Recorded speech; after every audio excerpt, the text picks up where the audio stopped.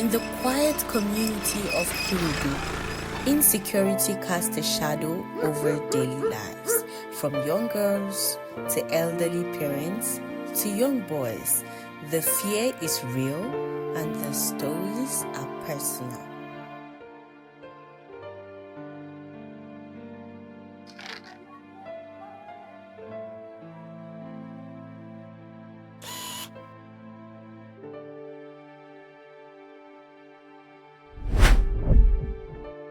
I do not feel safe walking on the road, seeing people fighting, using cutlass. It used to make me scared when experiencing those kind of things. Or when I see my neighbor fighting, insulting themselves with bad language, using their languages to insult themselves, which is not good. It used to what will make my neighbor say we kill somebody. That means it would make me scared, like they want to kill me too.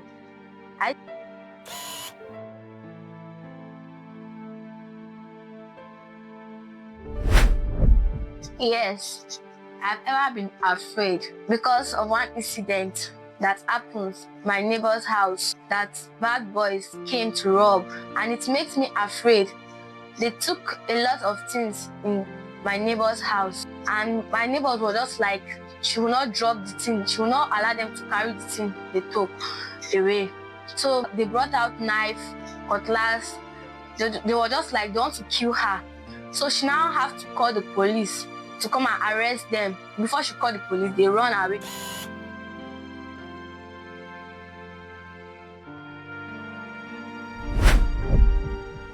The one moment that made me insecure is the incident that happened at my neighbor's house that I experienced. It makes me really insecure.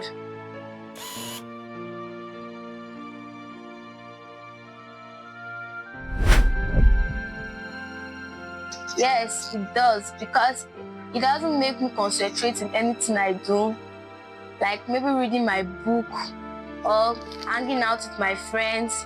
It does not make me concentrate in anything I do. I used to be scared and thinking that let it not happen again in school.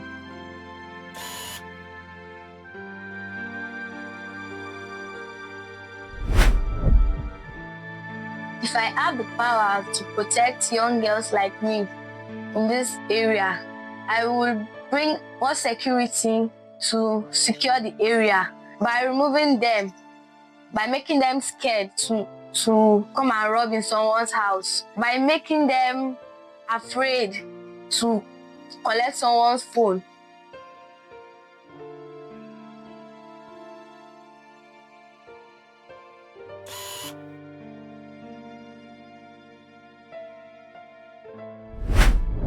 Well, insecurity in Kurudu is not different from any place in Nigeria, as we all know.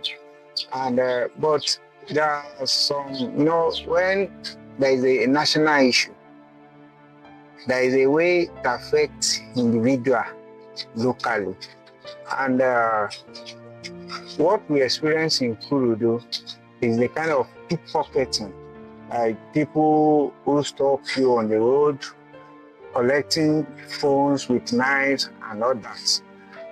We are lucky that we don't have the challenge of kidnapping in these houses. But the one we have is local pickpocketing and all that. And the security apparatus here, they are not helping matters. Because in many occasions, there is one of my friends that was stopped and they snatched his phone at the point. And we went to a police station to go and make the report. And what the police told us is that we have to bring money before they can open a file. And it's quite unfortunate that somebody who they just collected his phone, his means of even finance, the means that I can use to even transfer money for them was taken away. The police cannot even switch to action to at least to first surface the situation, at least to recover the phone. But unfortunately, they are asking money. And that's how the story ends, because it's not retrieved the phone.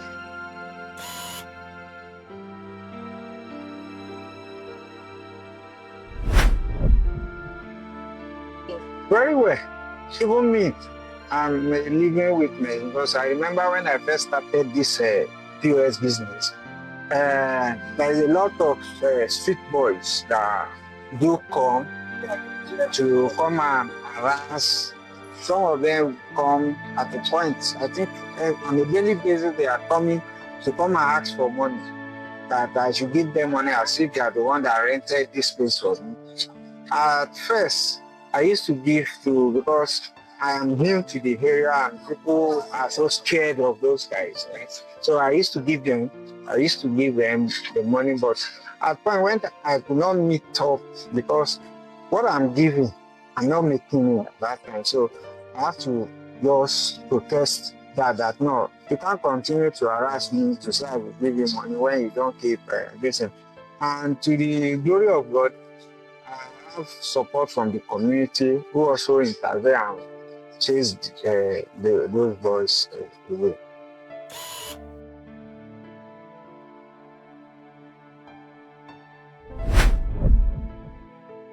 Well, as a young man, I actually have the desire to protect myself, at least if I can even have access to gun. But in my own practical way that I don't have access to gun, but I have access to machetes. And I can record on many occasions if I want to go to places that I don't trust, I will move with my machete. You understand that in case I have any encounter with anybody, at least I will first defend myself and from there I continue.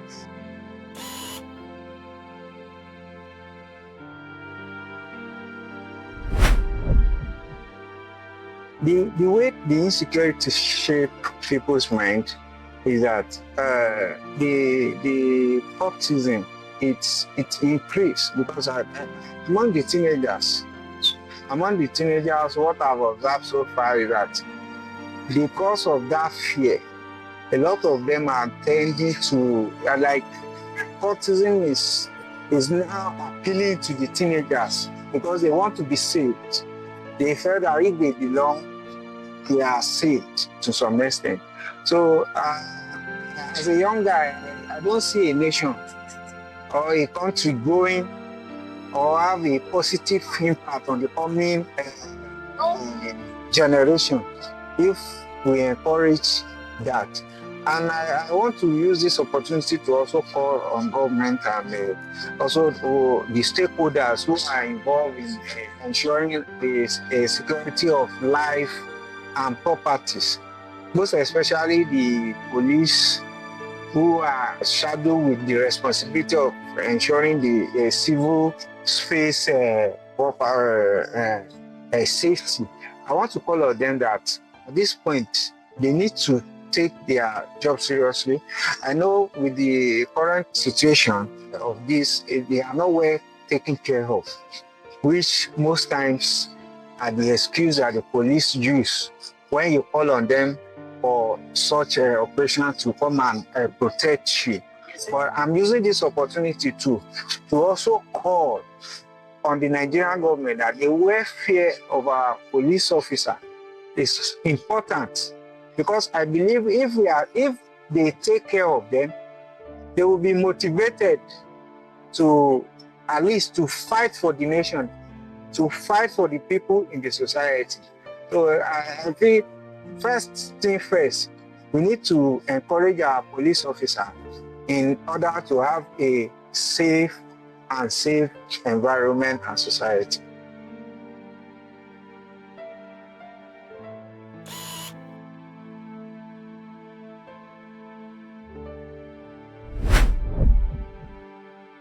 I'm living this area now, it's 14 years. Kurudu have already changed already. Because before the time that I will back on this area, everywhere is bush, and all these bad gang people, they always stay in the road to collect someone's property.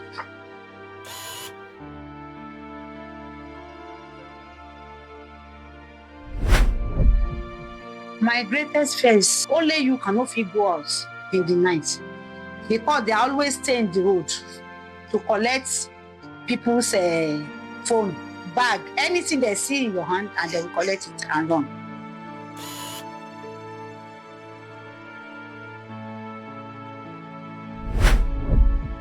They are more honorable to us because we cannot run, we cannot fight with them, we cannot drag anything with them. Anytime they attack you like this, you must surrender all you have hold in your hand.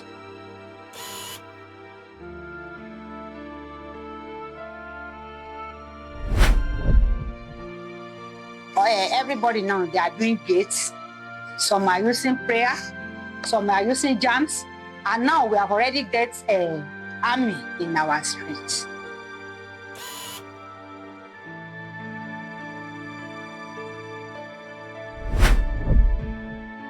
If I have chance, the message I will send to them, may they help us get more soldier and more security that will secure us.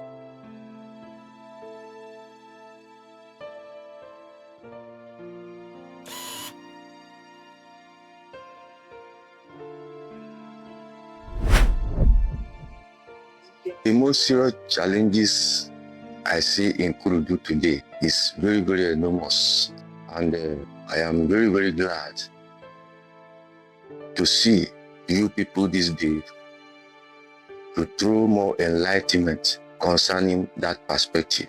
So the most important thing in this Kurudu is that we know that security agencies are trying their best, but we also want them to put more zeal on trying to secure life and properties. While they are trying their best, the hoodlums are trying as much as possible to subdue their best. However, they are not relenting. They are not relenting in their best. I have observed so far that those hoodlums in Kurudu here are trying all possible best to make sure that the Kurudu community and the inhabitants will not have their rest, such as snatching of phones while coming from the work. One of my daughter was even a victim along a place they call Block Industry Junction, while she was coming from her working place around 7 o'clock to be precise in the evening. She was holding her phone, answering call. One of the hoodlums just came and snatched their phone. When I heard about it and she came to the house and narrated everything to me, I tried to report the issue. And the security agencies took a prompt action, which they invaded the area for 2 consecutive hours. And by that prompt action, they were able to capture some of the hoodlums, even went to their various houses, recover so many phones, and they were detained. But along the line, after their detention, somehow they were released. Their release was based on self-consideration that they will not do such again. But after a while, they continue in perpetrating their evil.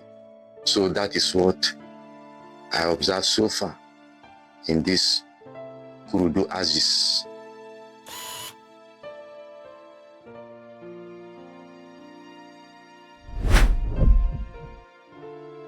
The younger generation mostly are the one perpetrating this act. However, I cannot specifically say that it is lack of joblessness, as some people may say in their own opinion. The younger generation, they are the ones who are perpetrating this act in the excuse that they are idle. Some of them that I have met confide on me that it was an idleness, but I don't see that as a yardstick to justify themselves.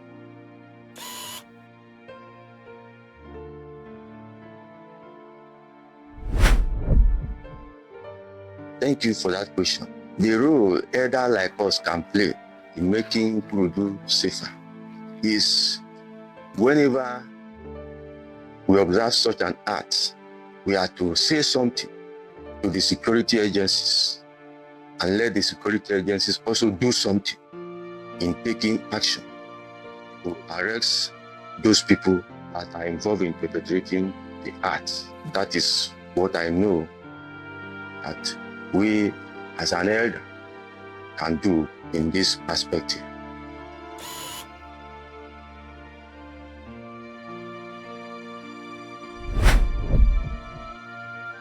What I want the government to understand better about the security situation is that we all know that governments are trying their best in securing life and properties.